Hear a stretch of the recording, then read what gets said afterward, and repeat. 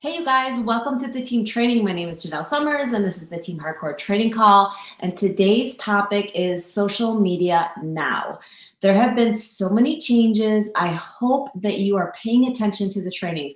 If you have been watching trainings on YouTube, even on my own training site, JanelleSummers.com, which you can access all the trainings there. If you're watching trainings on Facebook or Instagram that are 6 months old or older, stop right there, because things have changed and things are going to continually change. So you have to stay plugged in. I cringe when I hear or see, sorry, I'm running into my heater over here. When I hear or see other coaches saying, oh, I'm struggling, or this isn't working, or whatever. And I'm like, oh my gosh, they're not getting on the trainings, because I can clearly see that they're doing this, that, and the other thing. And it's like, oh my gosh, this person has so much potential. But they're simply doing something that is Facebook is minimizing their posts, or Instagram is maybe shadow banning them. I mean, there's so many things that could be going on, and it's just crazy how fast things change. So please stay tuned in and stay plugged in so that you're abreast of all these social media changes, okay? And I don't know everything. I'm certainly not an expert. So over the last, leading up to this call, I've probably watched and read hours of content just to prepare for this call. And as you know, I really want to make the trainings shorter. I've done so many trainings that are over an hour, and I want to make them shorter. So I'm trying to figure out a way to take all this information that I've just collected, hours of information, hours of reading, and put it in a way that is simple and to the point and exactly what impacts us. So when I go over these things, first of all, I'm going to be kind of brief. And so if there's anything where you're like, well, that doesn't make sense, or why is that? Because I am the type of person, like, I need to know why. But when I have read through all these things and the changes and everything, anytime I think about why, and I look into why they made that change, what it really boils down to, you guys, is that social media platforms want those platforms to be the best experience for those users as possible. And what do you and I and all of our friends and family want to see? We don't want to see ads. We don't want to see, right? I mean, like, look at any app you buy. You pay more so that you can not see the ads, right? We don't like to see ads. We like to see friends and family and things that impact us. And so what every social media platform is trying to do is move closer and closer to the true purpose of that platform. And there's like no platform where its purpose is to show you a bunch of ads, right? So think about that when you think about, well, why would Facebook do that? Or why would Instagram do that? Just think common sense, what Instagram would want its followers, what the experience they would want their followers to experience. What would Facebook want its followers to experience? Facebook wants its followers to say, yeah, Facebook is a place where I can really connect with my family and my friends and just know, what's going on in their life. And right? They don't want to be like, yeah, I go to Facebook and I just see a bunch of ads. So what that means is they're going to be continually making changes to improve on the experience for the users. And they have to constantly evolve, because Facebook is constantly getting more and more and more people on its platform and more businesses on its platform. I've told so many of you that back when I started my like page, like pages were so incredibly different. Like pages were like a new feature. I could post something that wasn't that great and I'd get a bunch of traction. Anyone who had liked my page would probably see the post. It doesn't work that way now. And so it's totally different. Like, my page does not grow the way it used to grow because it's changed, right? So don't just look at what a coach that's been in this business for as long as me, or maybe even 4 or 5 years, what they've done to build it or whatever, because it's changed. It's all different. Okay, so that being said, what I want to do with this training is I want to go over some of the changes that have been announced recently with Facebook. And just so you know, like I said, I'm not an expert. I've gotten this information from the Social Media Examiner like page. I've gotten this from articles that I've read through Melanie Duncan, through my sister, through other leading top coaches that we have in our community, Mari Smith. So I've done a whole bunch of research, and here is what I'm learning that I think the Facebook changes are that most impact us. Now, with even these changes that have been made, I want you to remember that maybe you haven't seen even the changes that have been made over the last year. So I don't want you to forget about those. I'm not going to go through all of those, but if you have not seen the graphic yet of all the Facebook do's and don'ts, in fact, I'll update that to include these new things. It's kind of a social media do's and don'ts, because a lot of what is a do on Facebook is also a do on Instagram.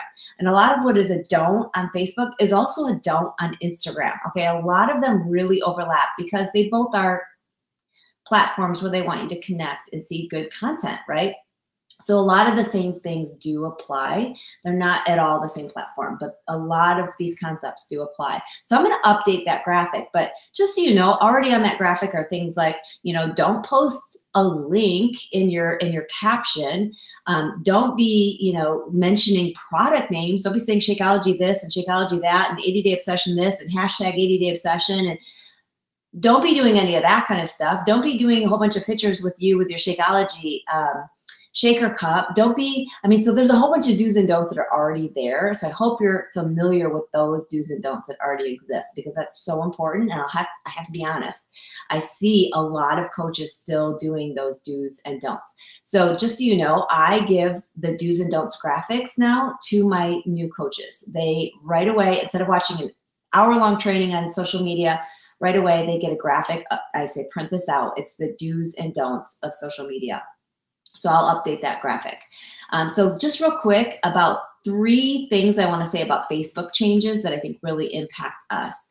Number one, I pretty much already mentioned that Facebook really wants to focus on users seeing posts from family and friends. Okay, so what that means is if you have a like page that is newer and maybe doesn't have, you know, 500 followers yet, or doesn't have 1,000 followers yet, it is likely that in the next, maybe even already, but even going forward, you could get less traction on those posts, and your boosted posts could get less for their money. Okay, so you know, the ad space is getting smaller and smaller on Facebook. I mean, think about how many of us there are coaches, and think about all the other network marketing businesses and all the reps that they have. And if everyone is doing, you know, these $5 boosts or a $30 ad or whatever, Facebook is like, yeah, but we don't have room in this person that you're trying to target. We don't have room in their feed for them to see all that stuff. They want to see stuff from their friends and family. So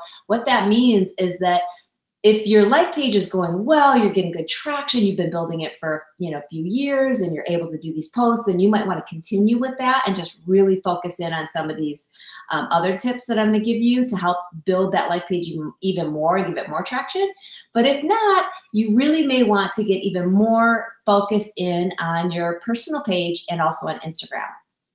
One of the two or both. I really think that once you master one, you kind of need to delve into another and expand your reach. But if you're newer, I would say just, you know, starting with kind of mastering one. Maybe it's your personal profile page, or maybe it's Instagram. But there's really a unique opportunity in this change. I think there's a unique opportunity for us to really reach people that we haven't reached before, as long as we do it right. I mean, as long as we understand what Facebook is wanting to show its users. If we understand that and we think common sense and we think before we post, then we're going to hit the mark. So number one is the change that it's really focusing on family and friends now, Facebook.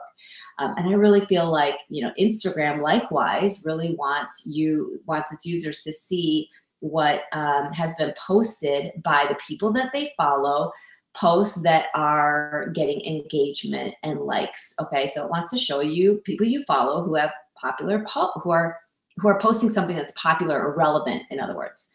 Number two is that they are, sorry, I'm trying to read my handwriting. Hold on. Oh, that they really are, it kind of goes in alignment, that they're showing less business type posts and promotional type posts. So less of the boost, less of the ads. I have seen some ads in my Messenger. So I think because that's a new feature, maybe I'm seeing that more now. And so maybe those ads they're actually giving them better traction right now, maybe because it's kind of a newer thing. I haven't tested out ads in Messenger yet, but like I have seen them. So I'm not quite sure if that is getting good traction or not, but it seems like it might be. But other than that, just your typical, like we've done tons of trainings on boosting posts, about challenge groups and about sneak peeks and ads. That's going to be a tougher space now. Like you might have to spend more money. You might have to think more about what that ad looks like and who you're reaching. And it just might be a little bit tougher. But because it is tougher, if you're doing it right, you may get more visibility. Do you see how you have to really kind of look at the positive side of it? Okay, so number 3 is you cannot be doing clickbait or engagement bait, okay? So if you are, and this is a big one, this is one that I think a lot of people don't know yet.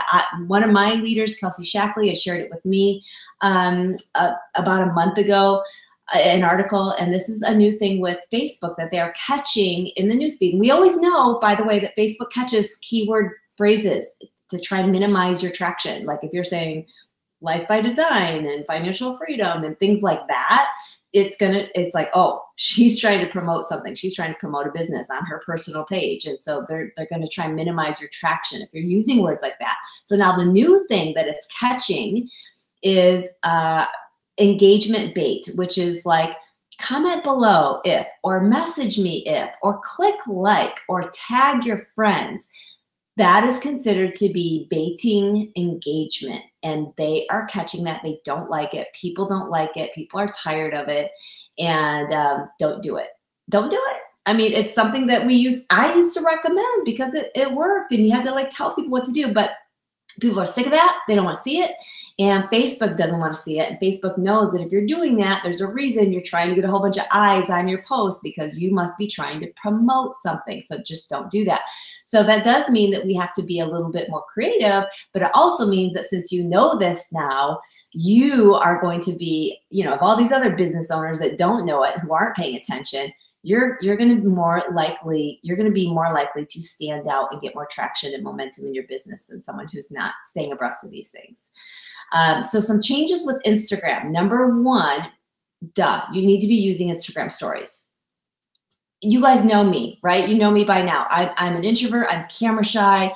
All this stuff that social media loves, live video, and loves just, showing every part of your life, all that, it's tough for me. And I'll be the first to say it is tough for me because it's just not natural for me. But this business gives back in such a huge way that it is such a small sacrifice. Like, I just need to get over it, right? So I'm working on that. And I hope that if you're like me, that you're working on it too, because it really is fulfilling. It really is so worth it. And it does not have to be complicated. You can have kind of like a set schedule. Like every morning I'm going to show my breakfast, and you can just have like about 7 stories a day is about good, is what I've read. So number 1, be using Instagram stories, okay? And the more people that engage on your Instagram stories, the more likely they're going to see your story pop up, okay? So you also want your stories to be engaging, like ask their opinion, do a poll. For some reason, I don't have poll on my Instagram stories. I don't have as an option. Maybe you don't either. We've researched. I have no idea why that is. Don't have it, but I can still ask people, what's your opinion? And they'll DM me, right?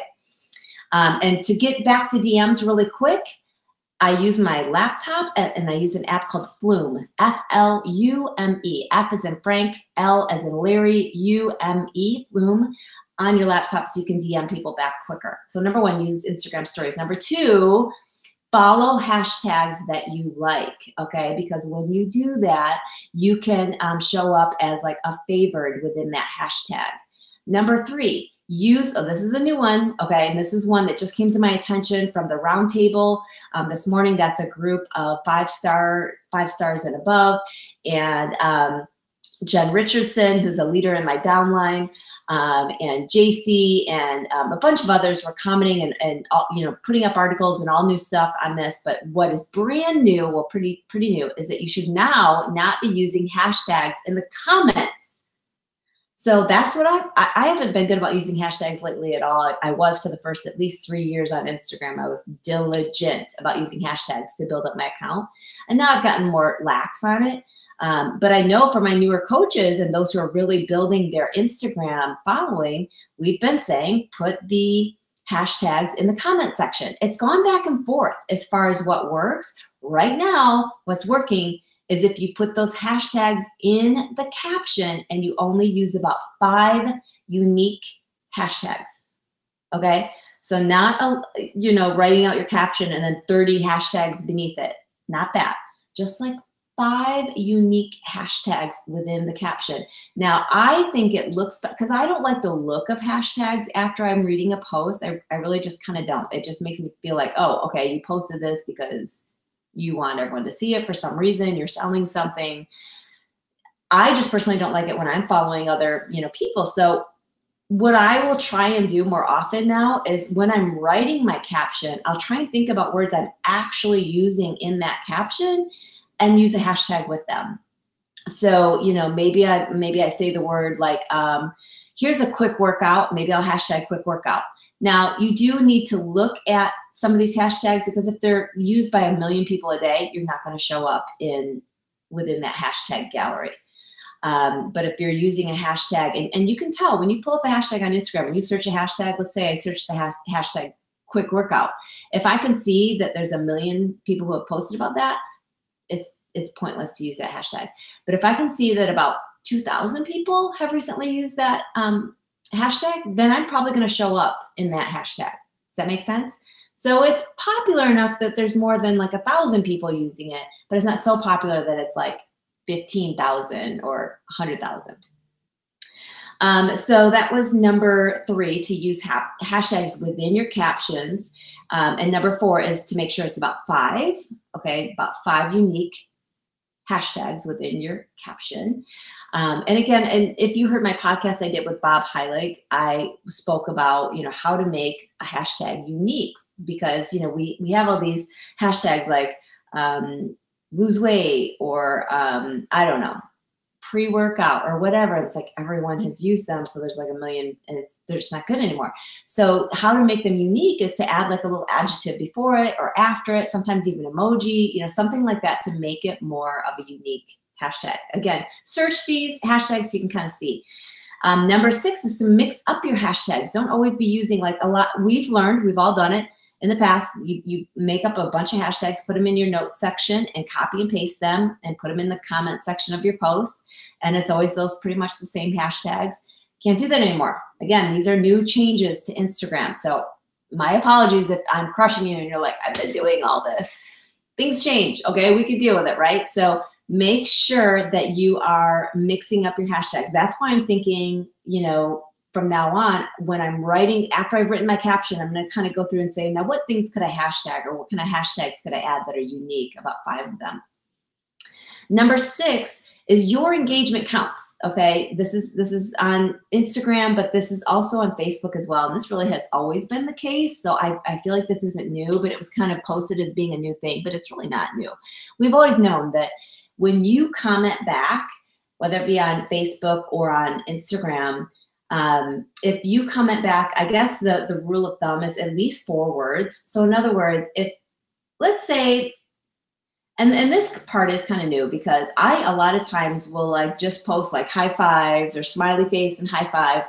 4 words or more in a comment back to someone's comment. So let's say I post a picture on Instagram and someone says, what a great picture. That looks like so much fun. And I comment back and say, it was, thumbs up. Okay.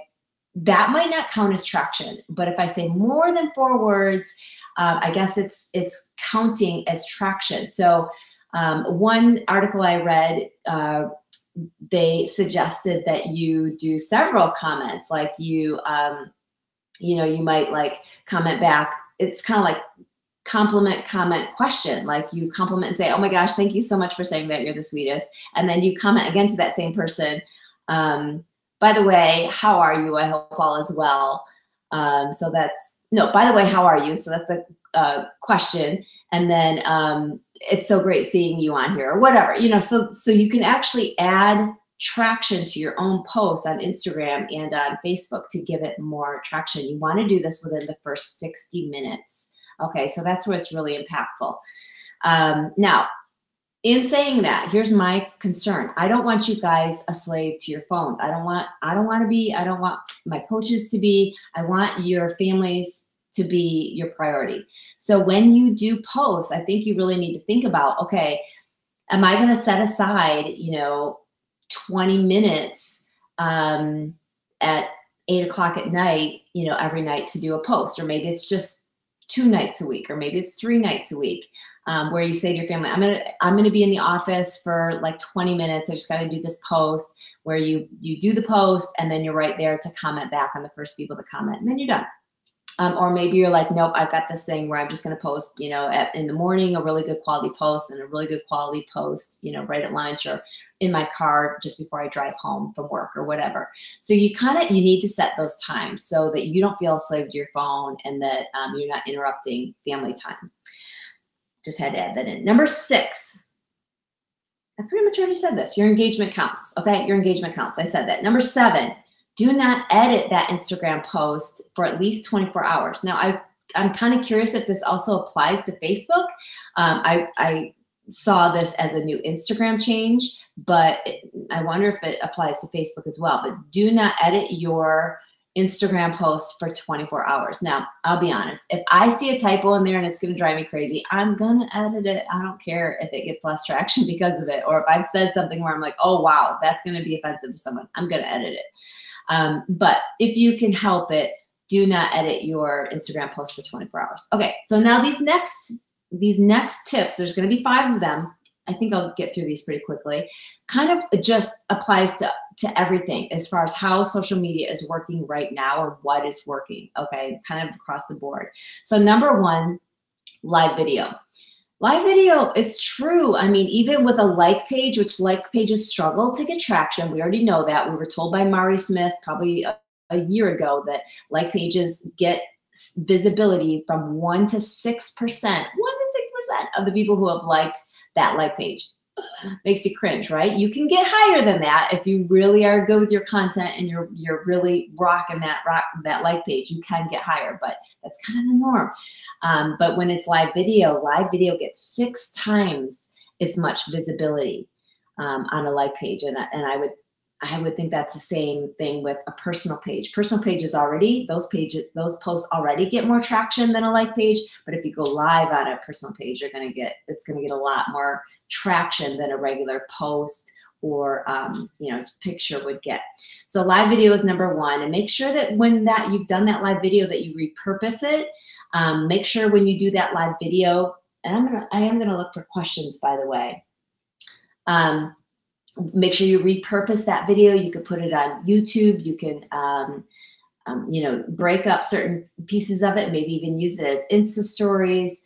By the way, if you have a longer video that maybe you recorded on Snapchat, or just a longer video in general, there is an app called Cut Story, that will take that video, let's say it's a minute long, and you upload it into Cut Story, and it'll break it up into a bunch of 15-second videos. I just tried it last night just to make sure, and it totally works great. So that's called Cut Story. So live video, but repurpose that live video. Within the live video, ask for their opinions. Because if Facebook sees that live video got a bunch of interaction, like if you're like, you guys, give me an emoji, or give me hands up if you agree with this, or give me, post your favorite emoji, if whatever. Or, what do you guys think about this new, or whatever? If you're getting traction and engagement on that live video, it's gonna make it to more and more news feeds. And you can say within the live video, and by the way, you guys, if you need help with this, put an emoji below and I'll message you. So maybe it's about health and fitness, right? Maybe you just kind of weave that in there. And so ask for engagement within a live video, and not in a icky way, but you will help your traction if you do that. So the other thing with live video is be bright and be brief. In other words, have good lighting, have a smile, be brief, and be bright in terms of the fact that you thought this through, your content through. When I need to do a short video, I need to think about it more because I need to be precise. It takes more in the preparation, but less in the delivery, because I want to be brief and I want to be bright. Bright as in intelligent, and bright as in smiling with passion. Now, if you don't have a bubbly personality, that's okay. I don't either. But you have to speak with confidence and passion in your voice. Okay, I'm getting a bunch. My phone's like going off like crazy. I want to make sure that no one is trying to reach me saying I'm not even on. Nope, it's not. Okay, so that was number 1 tip that's working right now, and that's both on Instagram and on Facebook, is live video. Now with Instagram, I haven't even gone live yet on my Instagram. Okay, so I've been doing stories, and so my kind of baby step way into live on Instagram is just talking to people on my stories. So I've been doing that, and because we know live video, people get to know you better. They get to you really attract more of your tribe. Sure, you might have more people unfollow you, but you've got to attract your tribe. As long as you're not being salesy and you're just being you, then that's fine if they unfollow you. They're not your tribe. So number 2 tip is to really put engagement first as your goal, that you want engagement. You want people to react. You want people to comment. You want people to share this. You want people to repost it. So really think about engagement first versus a sale or versus a conversion or versus recruiting someone to become a coach. Think about engagement first. So I know you might be thinking, yeah, duh, we know that. However, I see posts, and I do it too, to promote a challenge group or to promote a sneak peek or glimpse into coaching. And we think about how can we get people, that are really, truly interested in the business. I want to just, hear from those people who are truly interested in my challenge group or who are truly interested in my business and want to work this. Well, don't think that way. Think about getting a post out there that engages people in conversation. Think about that first, okay? And then the secondary piece that's within that writing of that caption or that video or whatever is that it'll be curiosity into something else, into your glimpse into coaching, or gets them curious about what you do as a business, or curious about how they can get more fit, or curious about how they can be better disciplined about eating, or curious about how they can get more energy or whatever. Hopefully that makes sense to you. So think engagement first. Funny, busting myths, shareable content where people are like, oh my gosh, all my girlfriends need to know this. I did not realize this. Think about all the things you've learned since you've gotten into health and fitness that so many of your friends and family don't know. Post that kind of stuff where they'd be like, oh, I totally did not know that. You know it, you think everyone knows it, they don't.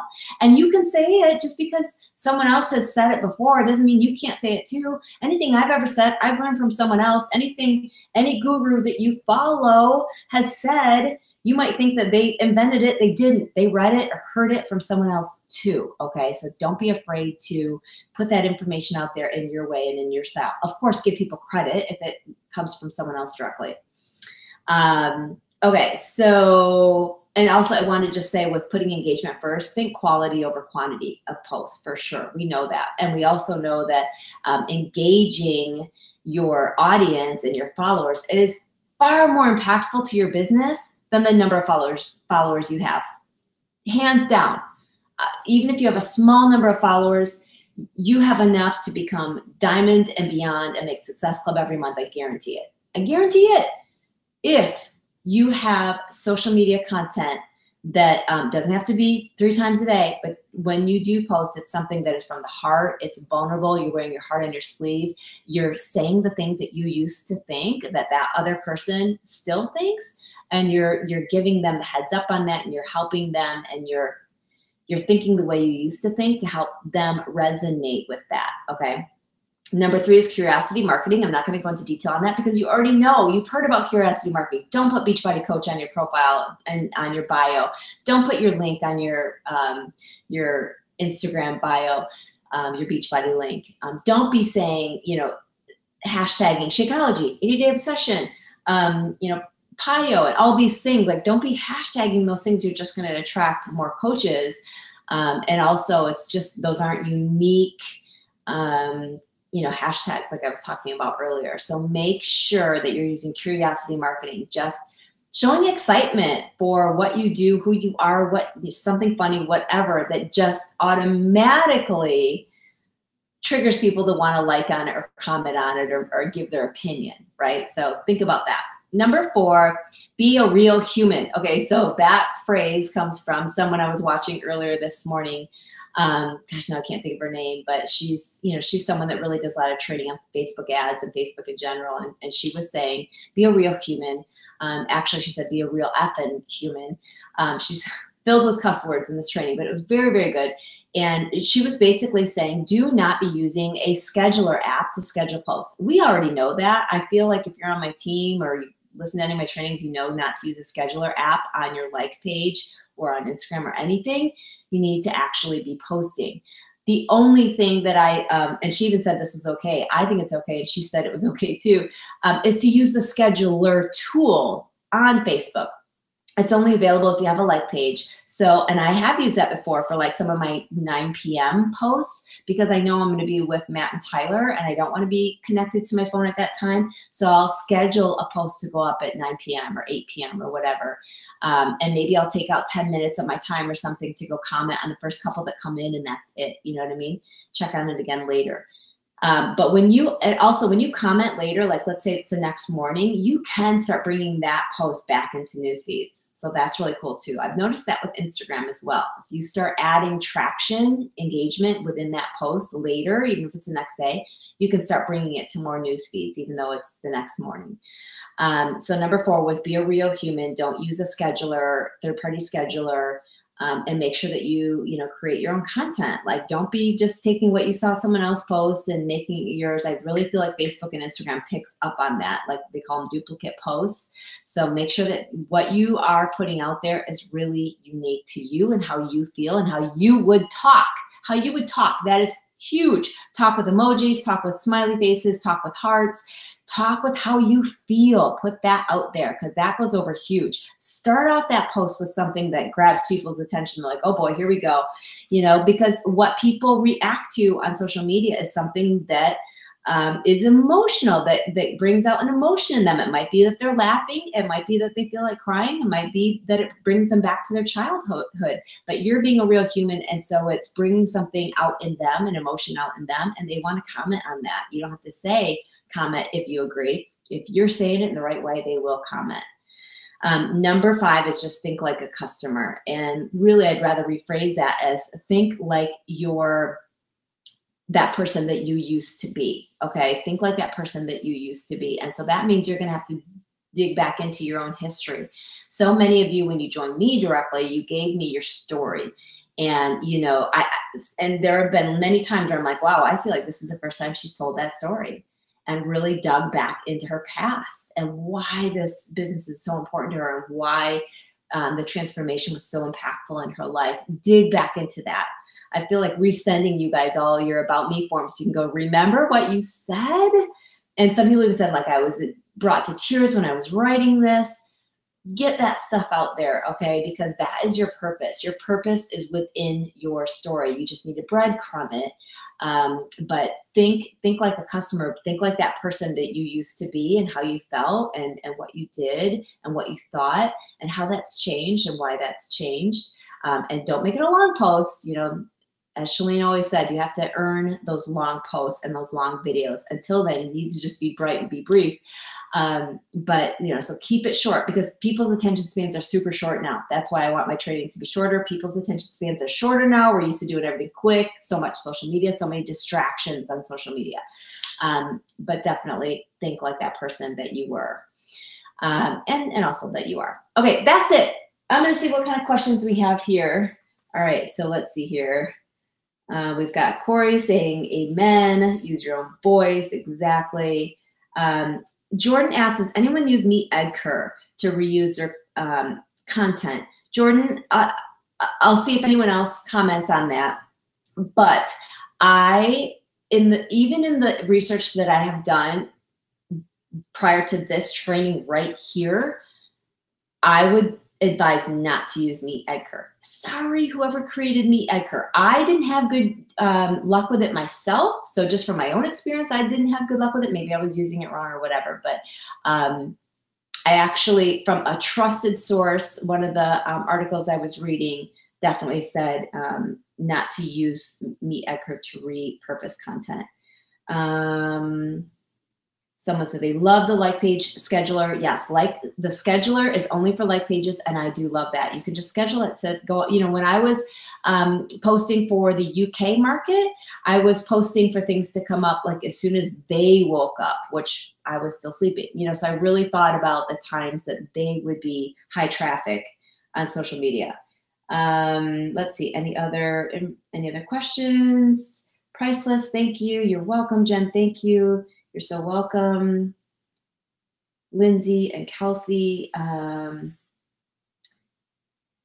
I have the poll feature and I have probably 1% the number of followers Janelle has. So yeah, having the poll function has nothing to do with number of followers that you have. I just don't have it. And I know some coaches do that don't have as many followers, and some coaches don't, they have more followers. I mean, it's just, there's no rhyme or reason to it. I don't get it. How do you follow up with people who watch your Insta stories and Facebook stories? Well, first of all, with Insta, I don't use Facebook stories. True confession, full disclosure, I don't use Facebook stories. I have like once, didn't go well. I didn't know what I was doing. I don't even know what ended up going out there. I'm like, what did I just post? But I do use Insta stories, and I know that you can see who has viewed your Insta stories. I can't think of how to do it without looking at it, but it was like a real easy click. I could just see who had viewed them. And you can actually, one tip that Jen Delvaux gave us recently is to actually send each of those people a DM and just say, hey, thanks for watching my story. Are you into health and fitness too? Or something similar to that. Or thanks for watching my story. I'm just hoping this information is helpful for people, and people really appreciate that. So just sending people a thank you. Do you need to update the Instagram app to get the poll? Nope, my Instagram is updated. It's really weird. I wish that were it, Rachel. Yes, let's see. So what is it? Jordan says, what is a different way we can have a call to action?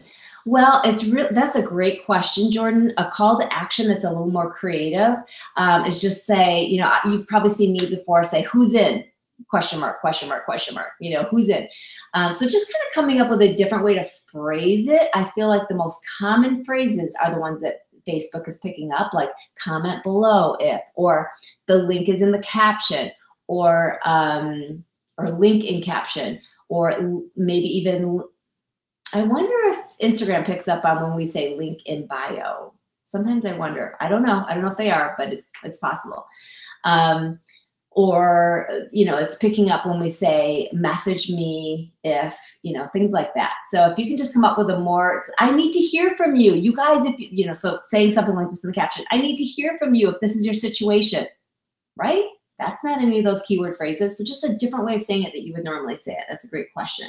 Where can we get the graphic? Amanda asked where they can get the graphic of the do's and don'ts. I put it in the file section of Coach Success and in my personal sponsor group. So I've put it in a bunch of places a bunch of times. But like I said, I'm going to do an updated one. So I'll put it in the file section of Coach Success. So you should all be in there. Your upline is responsible for putting you in that group, Coach Success. So make sure that he or she does that. I think that's it. Any other questions? Let me scroll to the bottom there and just see if anything else came up.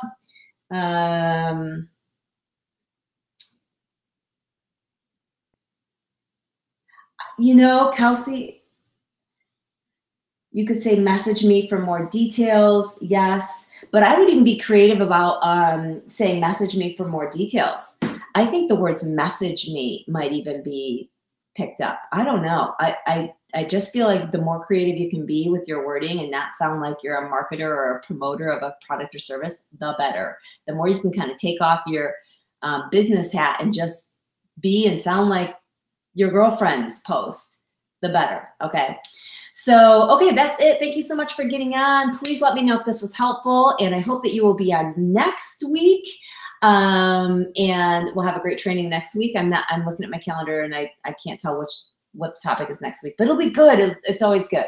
All right. Have a great rest of your week. And let me know if you have any questions in the Coach Success page in the comments. Thanks so much.